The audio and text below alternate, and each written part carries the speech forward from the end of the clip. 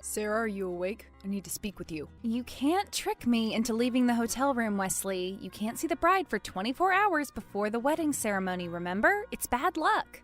Sarah, I am being serious. This is urgent. Just tell me over the phone then. I know you don't like how superstitious I can be, but I want our wedding to be perfect. All right. The thing is, we can't get married tomorrow. We have to delay the wedding ceremony.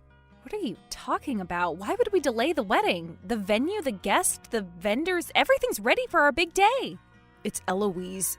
I found her. Or rather, she found me. Eloise, as in your missing ex-girlfriend, Eloise?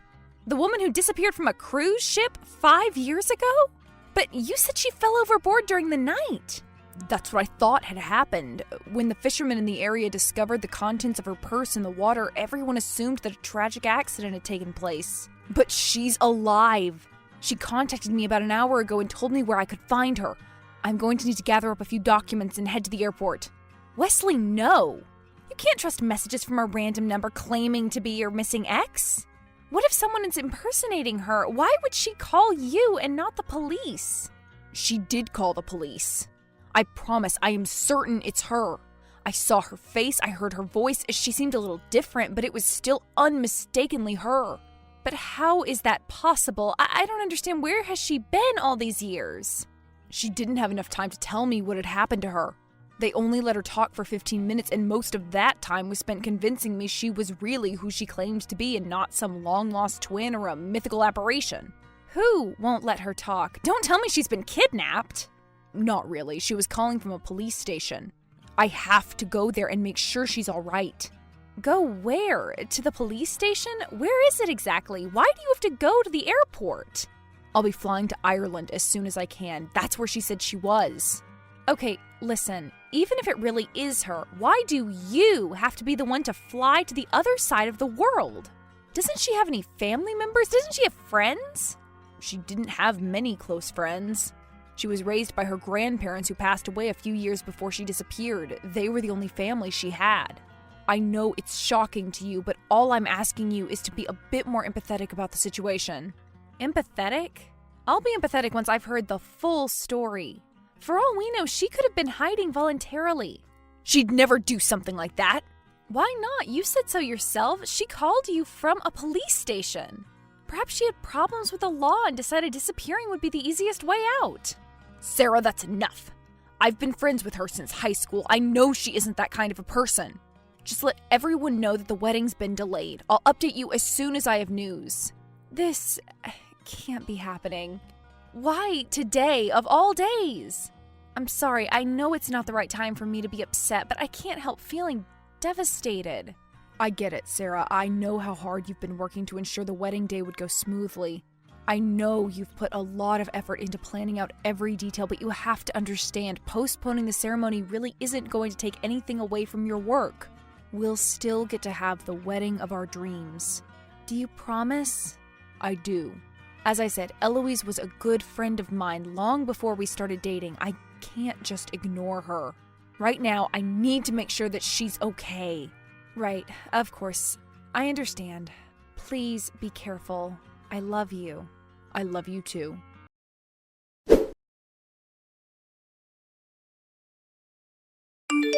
Did you get there safe? I was waiting for your call, but it never came. I did. The flight went well. Sorry, I was going to call you, but I was so exhausted I fell asleep as soon as I checked into the hotel room. You could have texted me, though. I was worried about you.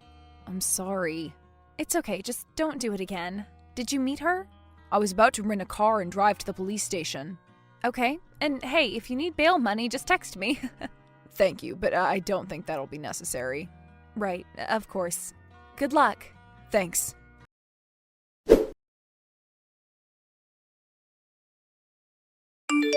So, did you see her? Is she okay? I did, and yes, she seems fine. Or, well, as fine as she could be considering everything she's been through. What matters is that she's alive. Did you have any issues postponing the wedding? Well, we lost all of our non-refundable retainers. I am calculating the rescheduling fees, and they're starting to add up. Most of the guests seemed pretty upset about the cancellation. Some were just concerned about our relationship. I haven't been able to reach a few vendors.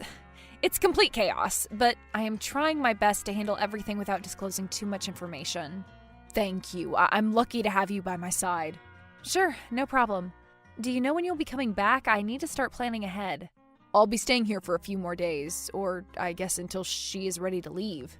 And how long will that take? I'm not sure. A few days, a week, a month. Your guess is as good as mine. Seriously, a month? Perhaps even longer. I'll stay here for as long as it's necessary. Did she at least tell you where she's been all these years? Did you find out why she's been arrested? I did. It's a pretty long story. I can tell you later once I get back to the hotel. For now, I need to comfort her and help out with the paperwork.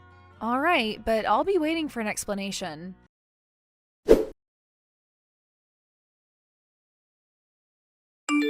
You could text me first, you know. Right, sorry. It's been a long, emotionally draining day. It's been tiring for me too, but I've still managed to find time to check up on my future husband.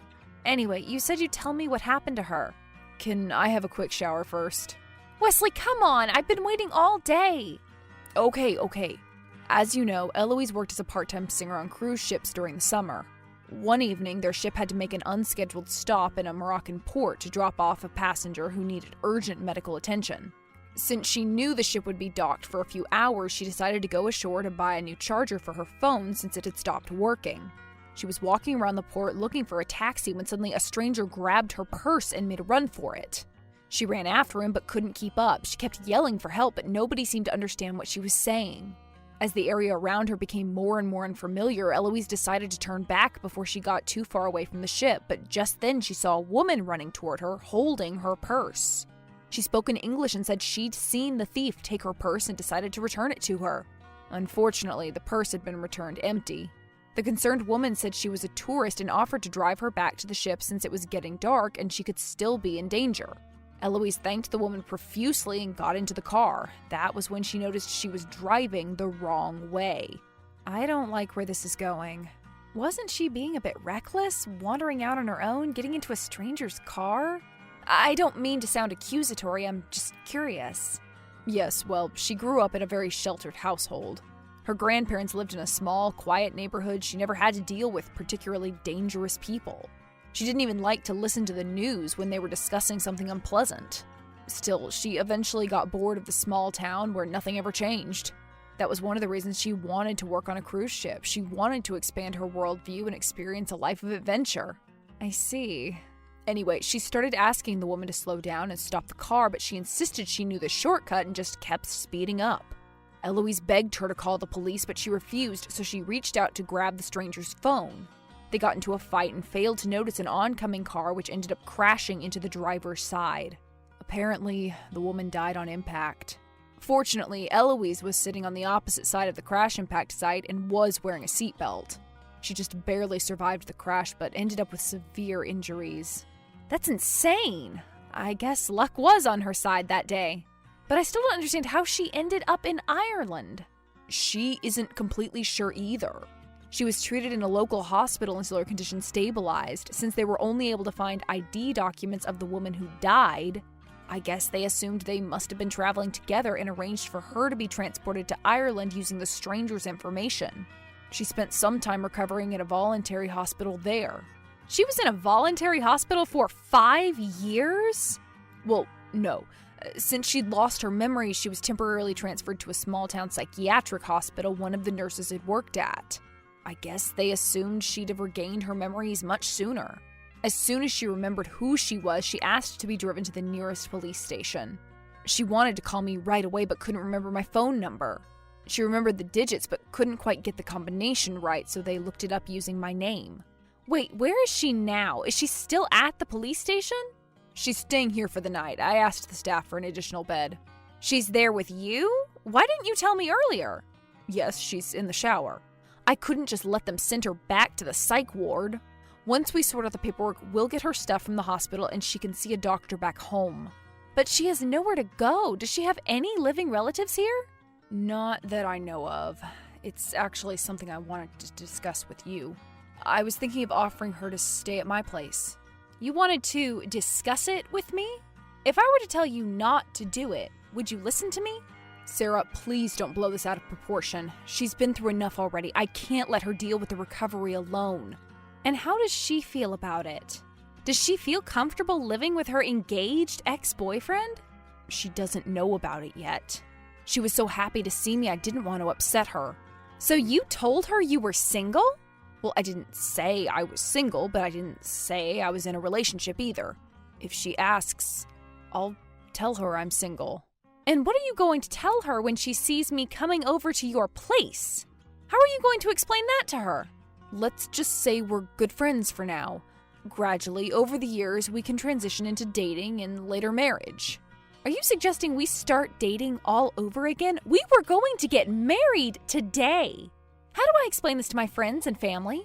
It really doesn't seem like that big of a deal to me. We'll just be delaying things a bit. Not a big deal? Wesley, I'm 32. I want to settle down and have a family of my own. I want to live in a spacious house with my husband and 2 kids. I thought you wanted the same thing. If we don't sell our apartments right now, we'll lose the house we've been meaning to buy for the last year and a half. If we don't start thinking about children right now, I am worried it'll only get harder and harder over the years. Right, I know. How about this? I'll tell her I'll be moving in with my friend for the time being while she's at my apartment, so as not to make her uncomfortable.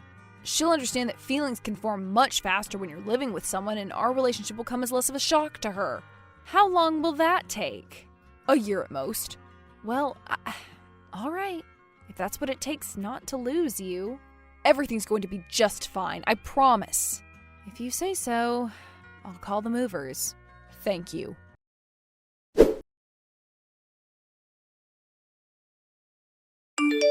Wesley, where are you? We were supposed to visit my parents later today, remember? I'll be there in an hour. I'm sorry, I didn't warn you in advance. I got a call from the therapist who'll be aiding Eloise with social reintegration. She asked me to accompany her to the first visit since she's felt so anxious, and I couldn't turn her down. I thought the therapist's office was pretty close, definitely not an hour-long drive. Are you sure you're still there? Well, right now we're at a cemetery. Eloise wanted to visit her grandparents' grave. I'll drop her off back at the apartment and be home in an hour. Right. Just try not to be late. I promise we'll make it to their house on time.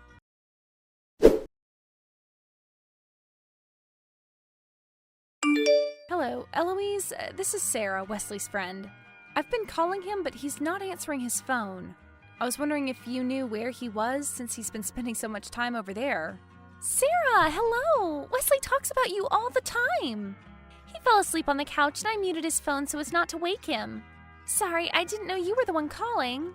Oh, did you not see the caller ID? I tried not to sneak a peek at the screen. I don't want to invade his privacy. I see. I am glad he's okay. I trust you're taking good care of him. Me? Oh no, he's the one who's taking care of me. He's been just wonderful. I don't know what I'd do without him by my side. Yes, he told me about your accident. I'm sure it hasn't been easy for you. I have to say, I really admire your perseverance. Thank you, but I think you're giving me more credit than I deserve. If anything, I've just been careless and naive, letting life push me around. If I am alive and well today, it's thanks to the kindness and diligence of the many selfless people who went out of their way to help out a complete stranger. And, well, some blind luck, too. Of course, but your will to keep on fighting is also commendable. Wesley told me you were already thinking of going back to school. Yes, it's unfortunate, but I seem to have lost my voice. I couldn't sing no matter how much I tried, so I knew it was time for a career change. Back at the hospital, I started helping out the nurses to somehow repay for their kindness. It was tough at first, but I quickly got the hang of it. I know changing your career path in your 30s can be really challenging, but I'm really eager to pursue a degree in nursing.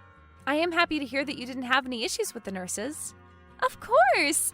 To this day, I am very fond of every single one of them. They took me in and treated me like family.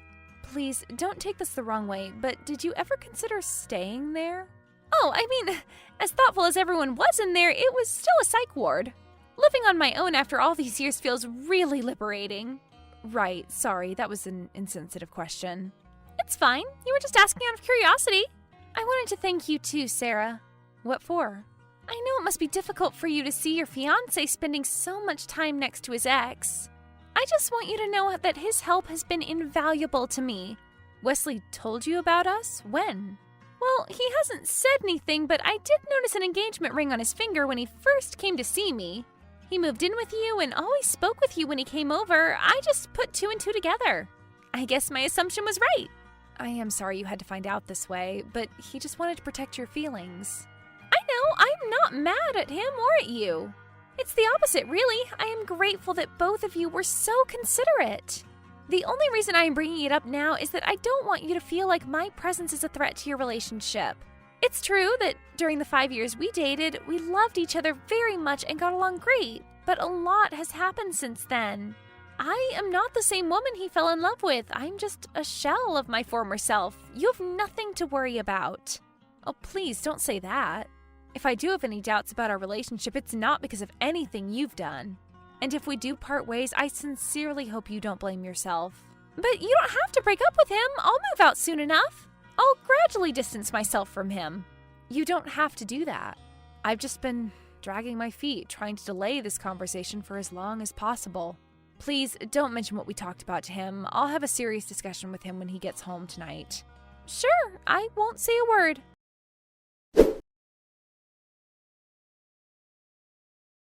That night, we had a long discussion about our future moving forward. Just as I'd suspected, Wesley was no longer sure he was ready to marry me.